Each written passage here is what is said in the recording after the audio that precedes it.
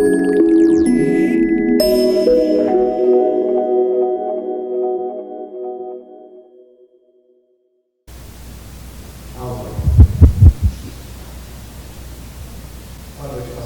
noite. Como você deu início a isso? Lá na sua igreja, como foi o início? A igreja aceitou bem, foi feito assim, um trabalho terra. Como foi o início da sua igreja? Muito joelho no chão e muita oração, tá?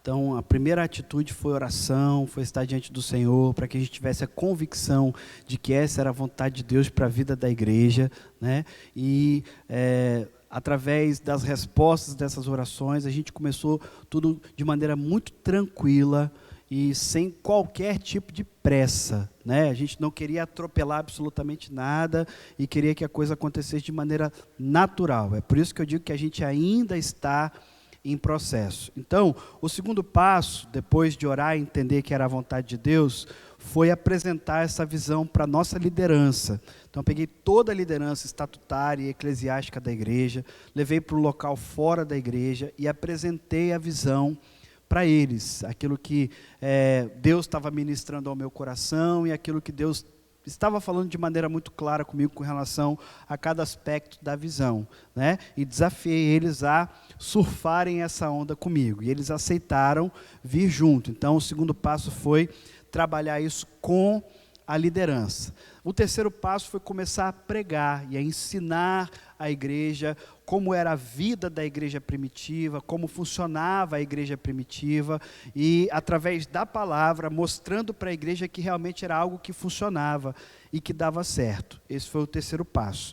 Depois, isso bastante tempo, viu? Pregando, falando, anunciando, nós começamos então o que nós chamamos de PGM protótipo, pequeno grupo multiplicador protótipo. Algumas pessoas, nós abrimos uma inscrição para toda a igreja, líderes, não líderes, e as pessoas então começaram a participar. Durante quase 1 ano e meio nós trabalhamos esse pequeno grupo protótipo, onde nós levamos ao entendimento daquelas pessoas o que é um pequeno grupo multiplicador, como ele deve funcionar, a intencionalidade dele, né? E quais são os problemas, as dificuldades que cada um iria enfrentar. E aí, então, nós partimos para o último passo. Nós começamos a orar pelo lançamento dos pequenos grupos. Isso depois de 1 ano e meio de pequeno grupo protótipo, tá? E no dia 20 de novembro do ano passado, nós fizemos um culto especial e lançamos os pequenos grupos multiplicadores. Porém, 30 dias antes desse lançamento, a igreja toda estava em oração. Nós tínhamos alguns alvos. Os alvos eram 10 líderes, facilitadores de pequenos grupos, 10 pequenos grupos, né, 10 lares que aceitassem receber esses pequenos grupos, e para a glória de Deus, nós ultrapassamos todos esses alvos. Hoje a gente tem um problema, a gente tem pessoas se oferecendo, ou oferecendo os seus lares para receberem um PGM, mas nós ainda não temos líderes formados, capacitados. Os nossos líderes estão formando outros líderes.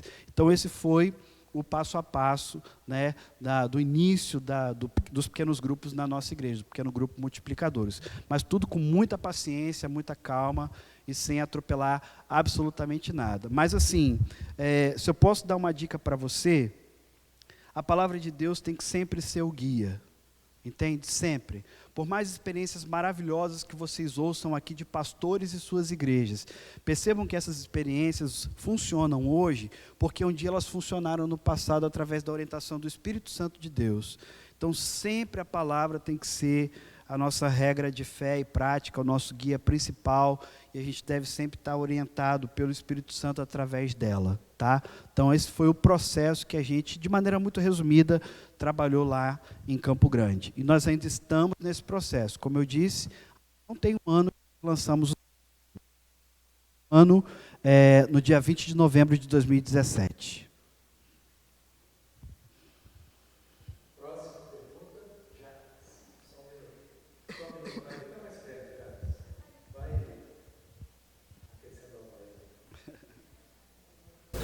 Boa noite. Minha esposa não foi uma experiência em São Paulo. Uhum. Então eu quero fazer o senhor treinamento escrito, ou como está sendo feito o treinamento escrito. Na época que nós fomos líderes, havia uma certa cobrança que passou a ser assim, oportuna, porque quem tinha uma série não multiplicava, falava que a pessoa não está orando, a pessoa não está multiplicando. Então havia uma cobrança que começou a tornar isso um pouco, sei lá, o termo que Deus usar meio excessivo para o número. Você não multiplica, como que está sendo na sua igreja o treinamento desses líderes e quem não está fazendo parte do PGM? Como que está sendo o tratamento das pessoas que estão recebendo? Óbvio, elas são motivadas a entrar nessa visão, mas nem todo mundo acaba aderindo. Aí como que é feito o tratamento com essas pessoas? Tá, vamos lá. Primeira pergunta então. O treinamento dos líderes aconteceu através do pequeno grupo protótipo, o primeiro treinamento, tá? Esse treinamento continua através de um currículo que nós montamos, o que nós temos chamado de escola de líderes, né? Então, o que acontece? Os líderes que já estão trabalhando continuam recebendo uma formação e agora com a responsabilidade de trazer novos líderes para serem capacitados. Então, todo líder de pequeno grupo multiplicador em nossa igreja tem um co-líder, né? Um facilitador em treinamento, tá? Que é inclusive alguém que ele tem a responsabilidade de discipular, de realizar o discipulado 1 a 1 e cumprir automaticamente o quarto princípio da igreja multiplicadora, que é a formação de liderança.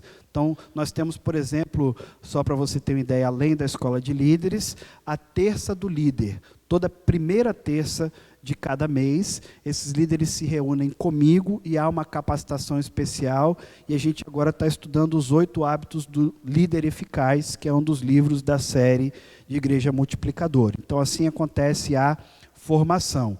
Porém, essa formação ela é muito tranquila também, não há nenhum tipo de imposição, nós apenas traçamos um perfil do líder de pequeno grupo multiplicador que nós queremos para a igreja, Primeira Igreja Batista em Campo Grande, através de um acróstico servo, onde ele tem que ser submisso, ensinável, responsável, verdadeiro e obstinado. Por que obstinado? Porque nós precisamos ser obstinados em ganhar outra alma para Jesus. Então esse é o perfil do líder de PGM da Primeira Igreja Batista em Campo Grande. E a formação acontece através da escola de líderes, através do próprio PGM e através da terça do líder, uma vez por mês com o pastor. Com relação à questão da sua experiência, a gente tem entendido que numerologia e numerolatria é pecado. Nós temos a intenção de ganhar almas para Jesus, mas também nós temos o entendimento que, de repente, um pequeno grupo durante um ano não multiplicou numericamente, mas multiplicou a oração. Ali haviam pessoas que não oravam, então aquelas pessoas passaram a orar, milagres começaram a acontecer através da oração daquele pequeno grupo. Dentro daquele pequeno grupo existiam pessoas que eram muito acanhadas, quietinhas e se desenvolveram novos líderes ali. Então multiplicou? Claro que multiplicou, né? Aquele pequeno grupo, ninguém, por exemplo, adotava um missionário, e agora todos os participantes daquele pequeno grupo adotam um missionário, contribuem com missões. O pequeno grupo adotou um missionário, então multiplicou alguma coisa? É claro que multiplicou, né? Talvez não tenha multiplicado formando outro PGM, mas o PGM começou com 6 e agora está com 8. Multiplicou ou não multiplicou? Claro que multiplicou. Então, não há uma sangria desatada nesse sentido com relação à numerolatria. O nosso alvo não é o crescimento da igreja e nem o crescimento de membros. Nós queremos o crescimento de discípulos. E o crescimento de discípulos acontece de maneira natural, através da ação do Espírito Santo de Deus na vida das pessoas. Então, hoje, na PIB de Campo Grande, não existe nenhum tipo de cobrança intensa com relação à multiplicação numérica. Há a motivação, há um incentivo, há a formação, mas nós não estamos preocupados só com o crescimento numérico. A gente tem entendido que isso é natural e vai acontecer através do Espírito Santo de Deus, porque é Ele que convence e não nós. E a última parte da sua pergunta é com relação a quem não está no PGM. Amém. É uma escolha, é um direito dessa pessoa. Também não há qualquer tipo de cobrança com relação a quem não participa de um PGM. Inclusive, isso é uma estratégia que nós utilizamos lá em Campo Grande, viu, irmãos? Nós não dividimos a igreja em PGMs, não. Nós dissemos para a igreja, nós temos aqui 10 PGMs, 10 facilitadores. Os endereços são esses e esses. Você participa se você quiser. Entende? Temos alvos, queremos conquistar outras pessoas, lançar novos PGMs, mas a nossa igreja está muito à vontade com relação à participação. O nosso sonho é 100% da membresia envolvida com o PGM, mas a gente não quer transformar isso numa obrigação, entende? Porque a Bíblia não diz isso, né? A Bíblia não diz isso. Então, é uma decisão, e eu gosto muito de uma frase do pastor Silvado, ouvi ele no Multiplique dizendo o seguinte: tem 16 anos que eu trabalho com pequenos grupos, e ainda tem pessoas que não estão envolvidas, e elas vão para o céu do mesmo jeito que quem está, né, vai. Então, é assim que a gente tem tentado trabalhar lá. Não sei se respondi a sua pergunta, tá bom? Aqui agora, quem é? Qual é o seu nome, irmão? Joia. Na verdade, é bem parecido com o que eu mas tentar reformular de uma outra maneira. A respeito da metodologia do PGM, do fato de dados, formação de líderes. Pelo que eu percebi, vocês abrem uma série de passos, uma série de testes que precisam ser estabelecidos para que haja uma formação de líderes e uma formação dos PGMs. De uma certa maneira, quando que foi o Estado para essa metodologia, em se tratando de convenção, é bem parecido com o que eu fiz do pastor da semana passada, com relação a essa questão de líderes. Claro que, obviamente, a gente precisa ter pessoas que sejam acionadas e seja esse chamado para ser, seja claro.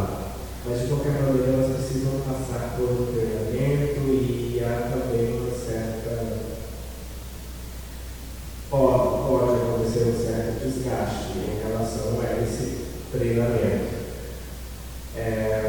Como que o senhor lida com esse tipo de desgaste, se existe esse desgaste, se aconteceu, se não, quais são as experiências que o senhor já viu a esse respeito, e também com relação à igreja, principalmente em relação à receptividade.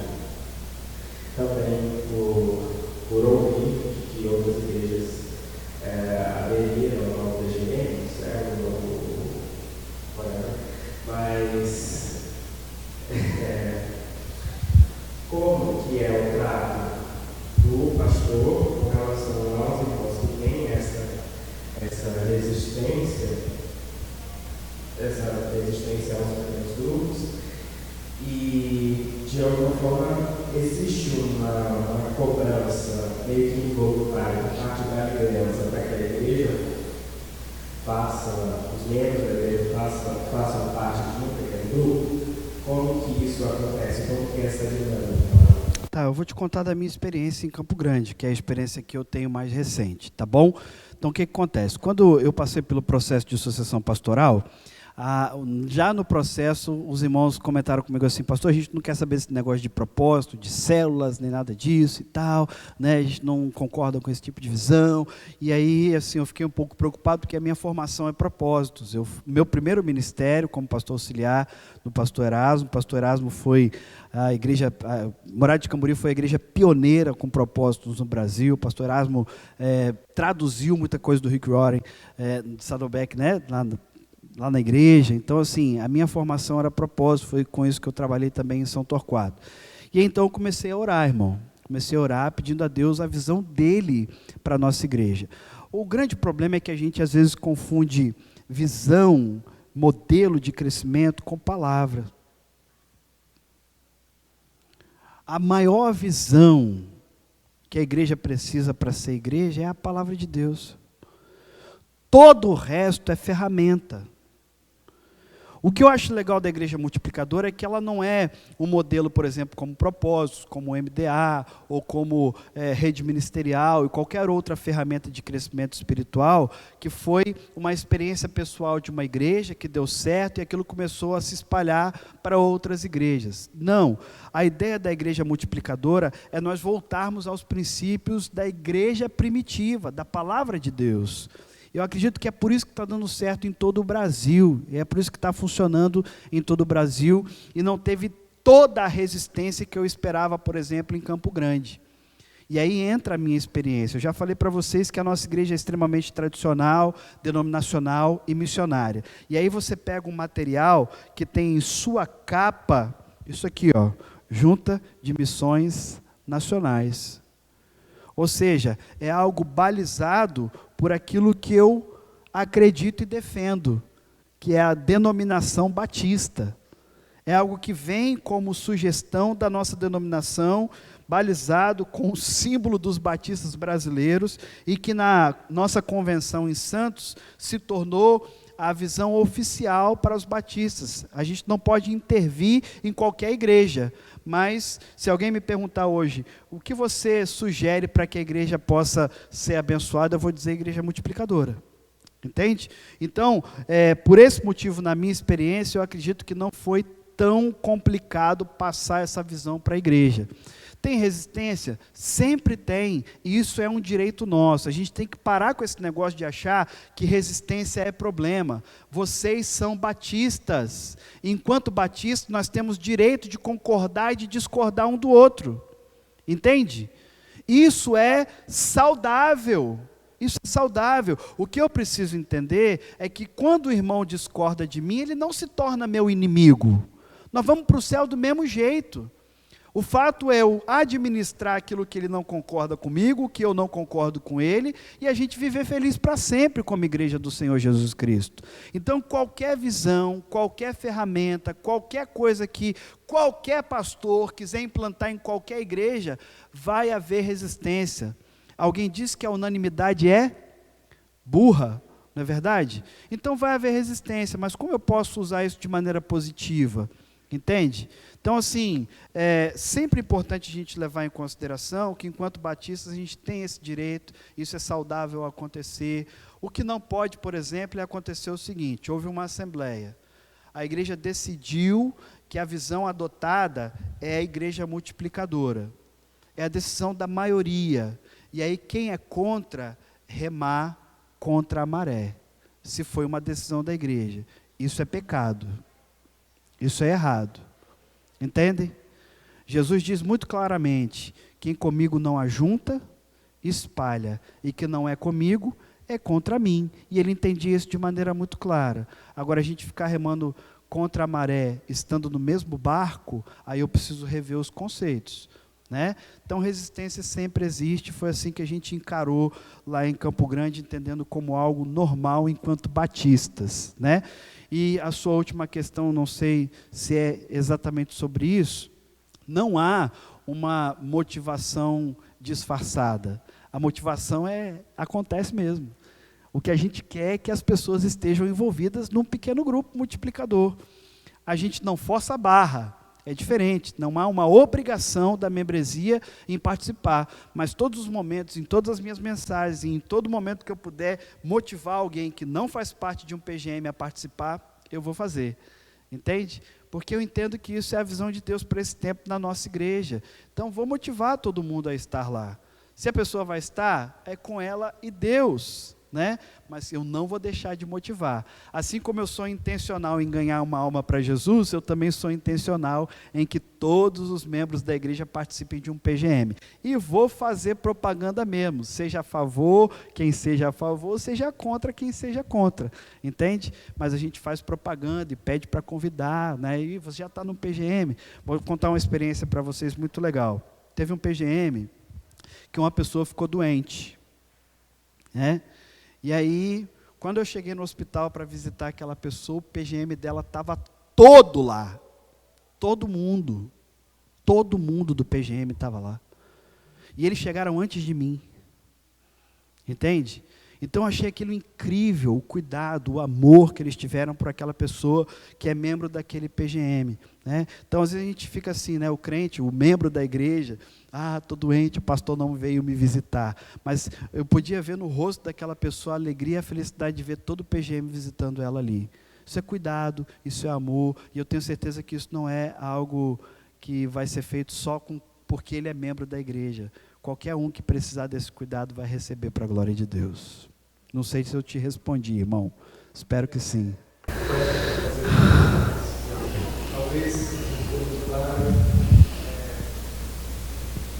só quero tocar um pouquinho mais a respeito da formação de liderança e desse material que é utilizado para criar essa formação. Claro que a formação do protótipo, como que acontece essa formação? São pessoas totalmente voluntárias ou algum tipo de seleção das pessoas que vão participar do protótipo? Aí é claro que eu creio que o grupo protótipo tenha sido seu.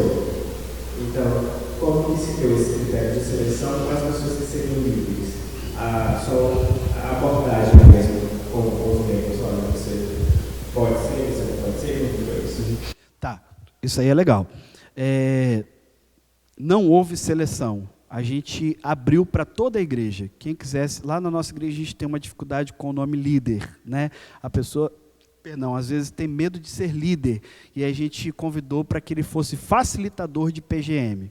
E então nós abrimos uma inscrição. É claro que eu conversei com a minha liderança e disse, olha, eu preciso de vocês estão junto comigo nessa, vocês decidiram surfar a onda, e muitos aceitaram o desafio. Toda a minha liderança?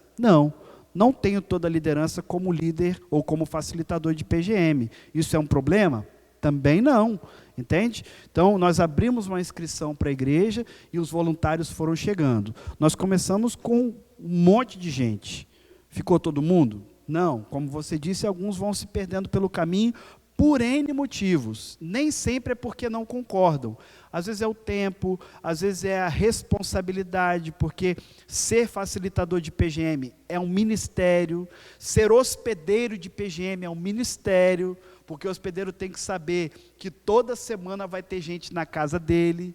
Então, toda semana naquele dia a casa vai ter que estar limpa, o ambiente vai ter que estar arrumado. Depois que todo mundo sair, você vai ter que limpar tudo de novo. Então, ser hospedeiro, ser facilitador é ministério. E nem sempre todo mundo consegue ficar até o final. Então, teve desistência? Teve, por vários motivos. Tá? Mas essa seleção na nossa igreja não foi assim, velada. Nós abrimos uma inscrição e as pessoas que se interessaram começaram a participar, entendeu? Então foi assim que funcionou.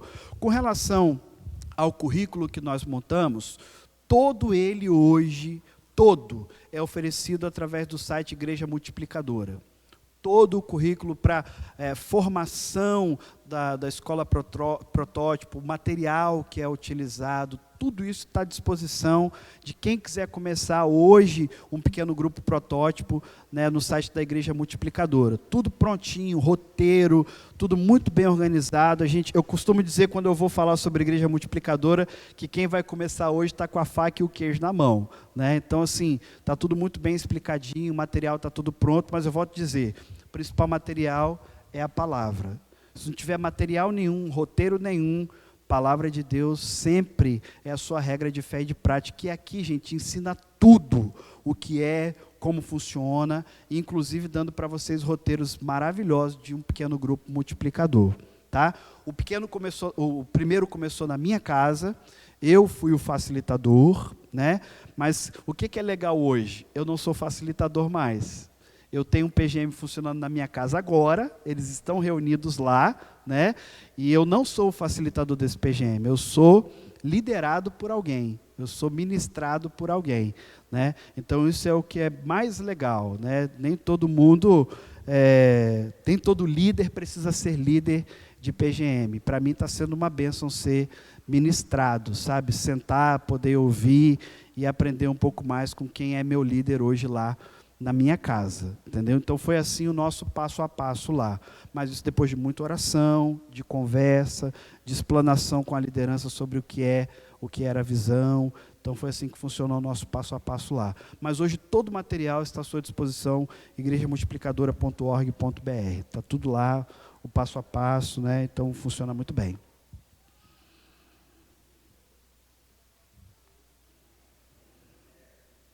Uma pergunta agora para o pessoal mesmo. Sim. Talvez a sua predisposição à aderência a essa visão não tenha sido porque o senhor já tinha sido formado ou já tinha uma base até com outros modelos. O senhor pode considerar como sendo isso ou não? Como que foi essa sua aderência à visão, a essa metodologia? Cara, pode parecer clichê, mas não é. Eu vivo pelo Espírito. E eu só faço aquilo que sou inspirado e orientado por Ele. De maneira muito clara. Isso vem através de relacionamento com Deus, vem através de oração, vem através do estudo da palavra de Deus. Então, assim, toda a minha vida, toda ela, como pastor, como pai, como marido, como profissional de outras áreas que sou, toda ela orientada pelo Espírito Santo de Deus. É claro que, apesar das experiências anteriores, e é algo pelo qual eu sou de fato apaixonado, e isso pode em algum momento exercer uma determinada influência, mas toda a minha vida é guiada e orientada pelo Espírito Santo de Deus. E para mim hoje, é o que eu disse no início da minha palavra, igreja multiplicadora, pequeno grupo multiplicador, é um sopro do Espírito para o Batista nesse tempo, para as igrejas desse tempo, e eu quero fazer parte disso, eu quero experimentar isso junto com o Senhor. Então assim, eu não tenho dúvida nenhuma, mas nenhuma mesmo, de que é algo que vem orientado pelo Senhor, porque é assim que eu decidi viver, e é assim que eu vou viver para a glória do Senhor, no nome de Jesus, até Ele voltar.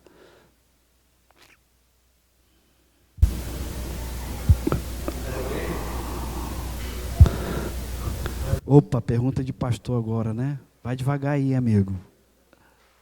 Pastor, boa noite. O senhor falou que é indispensável sempre ter um relacionamento pessoal. Aí eu pergunto, pastor, se porventura existir um pequeno grupo,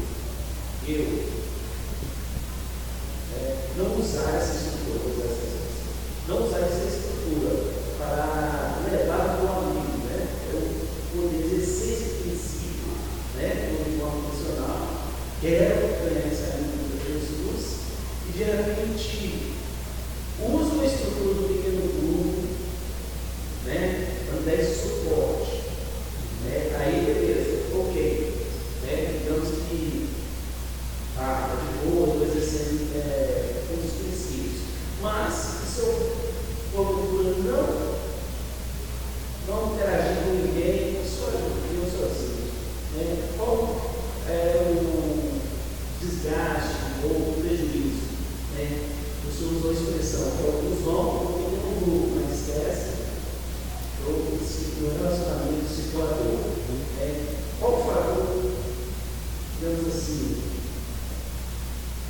o que acontece quando eu não uso essa estrutura, eu uso essa estrutura do grupo sem esse princípio? Entendi. Pastor, eu costumo dizer que a gente, com o tempo, vira degustador gospel. O que é o degustador gospel? Acho que a igreja é cinema, né? Aí, se o pastor falou uma palavra errada no sermão, ele está perdido. Se o ministro de música, né, falou alguma bobeira na ministração, ele está lascado. Se quem está tocando desafinou, por quê? Porque ele virou um degustador. E quando a gente vira degustador, a gente quer sempre o melhor. A mesma coisa acontece com o pequeno grupo. Às vezes é bom, às vezes não, é maravilhoso estar no pequeno grupo, fazer parte de um pequeno grupo? você vai ser abençoado? Vai. Você vai crescer espiritualmente? Muito mais. Mas quando a gente deixa de colocar em prática aquilo que é orientação bíblica, e quando a gente fala de relacionamento discipulador, a gente fala de orientação bíblica, a gente acaba se tornando esse degustador. E aí eu vou começar a me tornar, ao invés de um discípulo multiplicador, um crítico do PGM, entendeu?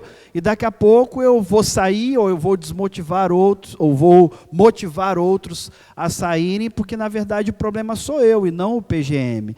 Então, quando a gente fala de relacionamento discipulador, a gente fala de cumprimento da grande comissão, a gente fala de uma responsabilidade de todo o crente.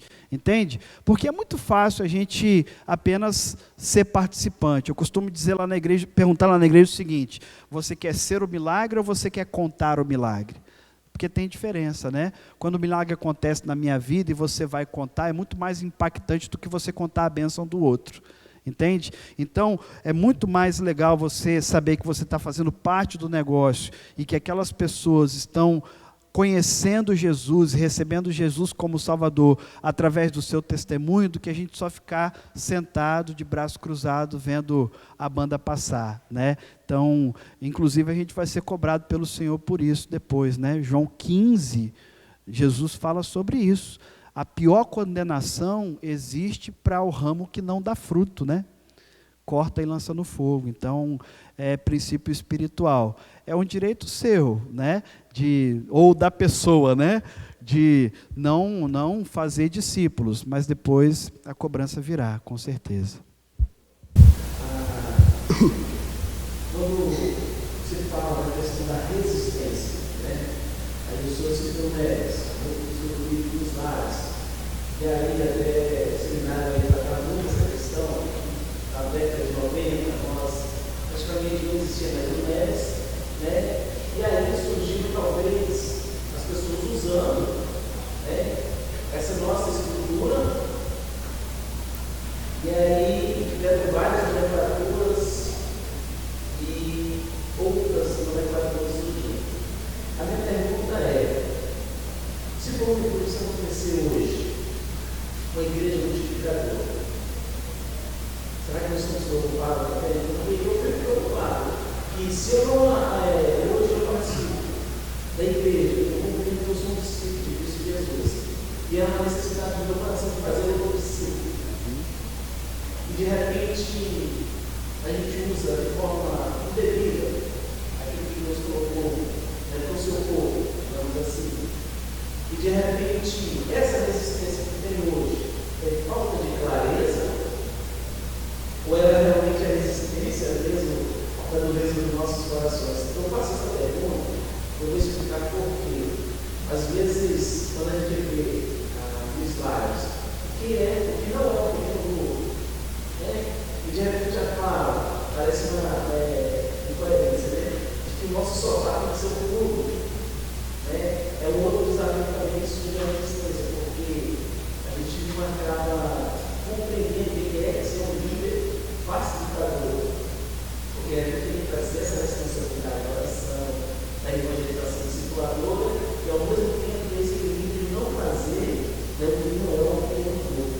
Ô pastor, essa nomenclatura facilitador, ela é bem recebida, fácil de compreensão? Eu não sei se eu entendi sua pergunta toda, né?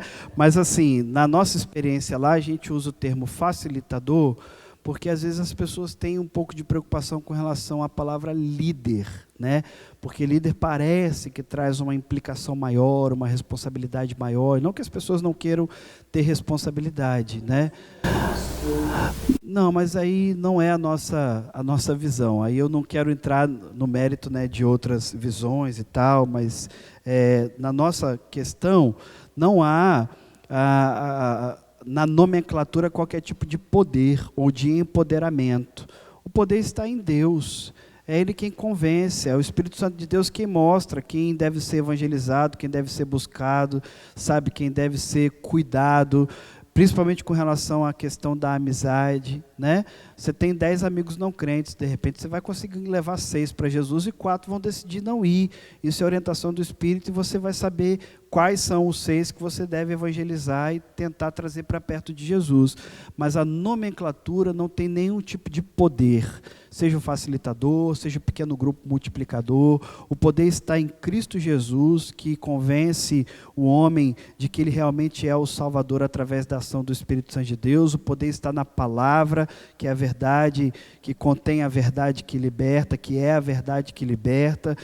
O poder está em quem ouve a oração e não em quem faz, né? Então não há nenhum tipo de empoderamento com relação à nomenclatura. A nomenclatura, cada igreja, cada localidade vai utilizar aquilo que for mais adequado à sua realidade. Quem fala muito isso é o pastor Carlito Paz. Não é porque eu estou vindo aqui dar uma experiência ou contar a experiência para vocês do que está acontecendo em Campo Grande, que aqui vai funcionar da mesma maneira. Aqui é outra realidade, é outra comunidade, e vocês vão se adequando de acordo com aquilo que vocês vão vivenciar no seu dia a dia aqui. Mas independente da nomenclatura, o poder está em Deus, em Cristo Jesus, o seu Filho, que é o nosso Salvador, e na ação do Espírito Santo, que convence o homem do pecado, da justiça e do juízo, né? Mas há sempre uma preocupação, né? Tem gente que ouve célula e às vezes não sabe nem o que é e já sai falando mal. Rede ministerial, DNA, G12, né? Então, assim, a gente precisa conhecer para depois falar, né?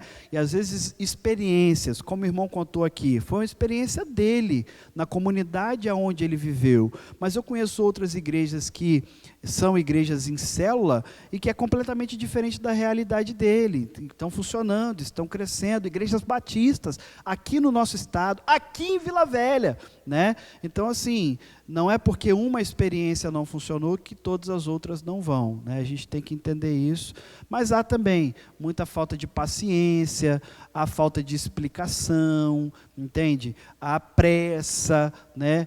Então, a gente tem que tomar um certo cuidado com isso também, com certeza, né? Eu não conheci a visão e cheguei lá na igreja e falei assim, a partir de agora nós somos igreja multiplicadora. De maneira nenhuma. Nós nem falamos isso, né?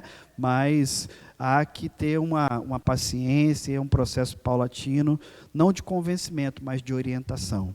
E isso é importante, o que está acontecendo aqui. Eu quero parabenizar o pastor Manu, a liderança, essa igreja, porque se todo mundo fizesse isso aqui, gente, muita gente deixaria de viver o que o irmão ali vivenciou, né? Então isso aqui é muito legal, essa discussão, esse debate, as orientações, vocês ouvirem pessoas diferentes, de realidades diferentes, de visões diferentes.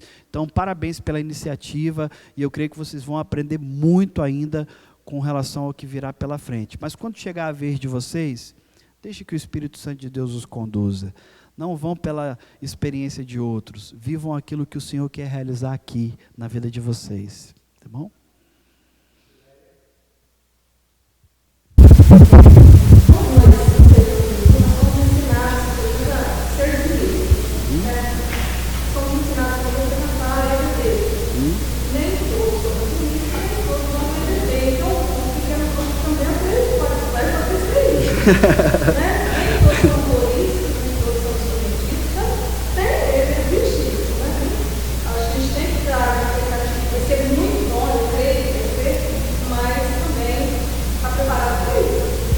É verdade, irmã, boa, ótima palavra, é isso aí, é isso mesmo, sabe, não há uma obrigação, né?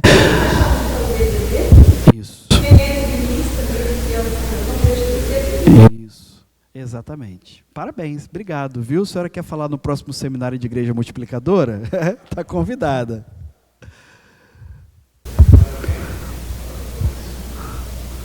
O senhor falou que está tendo um PGM na sua casa agora. Sim. Administrado por um facilitador. Sim. O senhor está tendo algum problema de vamos colocar aqui, de hierarquia na sua igreja? Por exemplo, eu sou um pastor, eu sou um pastor auxiliar, ou eu tenho 20 anos na fé, eu não vou me sujeitar a ser ministrado por líder, que passou um processo de 3 meses. O senhor está tendo esse problema lá? Não, a gente não tem, até porque a gente tomou um cuidado, é claro, de não colocar, por exemplo, novos convertidos para serem líderes de PGM. Então, esse cuidado a gente sempre tem, né? A grande maioria dos líderes de PGM hoje são pessoas que têm uma caminhada cristã, têm vivência, têm uma certa experiência. Então, a gente não enfrenta esse tipo de problema. E é um cuidado que a gente determinou no coração de ter, viu? A pessoa nova convertida, ela não pode ainda ser um líder de PGM. Não que não tenha capacidade, viu, irmão? Não que não tenha capacidade, às vezes a pessoa é capaz, mas um dos princípios da igreja multiplicadora é a formação de lideranças, e essa formação tem um processo, né? Então, a pessoa não pode, por exemplo, ser um líder de PGM sem ter passado por esse processo. Isso é algo que eu até gostaria que você orasse com relação à PIB de Campo Grande, porque nós estamos orando e pensando exatamente numa área de ensino que tem essa sistematização e esse processo. Exemplo, nossos filhos. Seu filho não vai para a 5ª série sem ter passado pela 1ª, 2ª, 3ª e 4ª. Por que não é assim na igreja também? Na igreja não deveria ter na EBD um ensino fundamental, um ensino médio, um ensino avançado, um ensino superior? Então, isso é algo pelo qual nós temos pensado e orado para que a igreja entenda, né? Para que haja uma sistematização no ensino e uma progressão, né? Um crescimento, uma evolução nesse ensino. Né, mas, graças a Deus, a gente não tem tido esse problema, não. Todo mundo tem sido bem submisso às suas lideranças.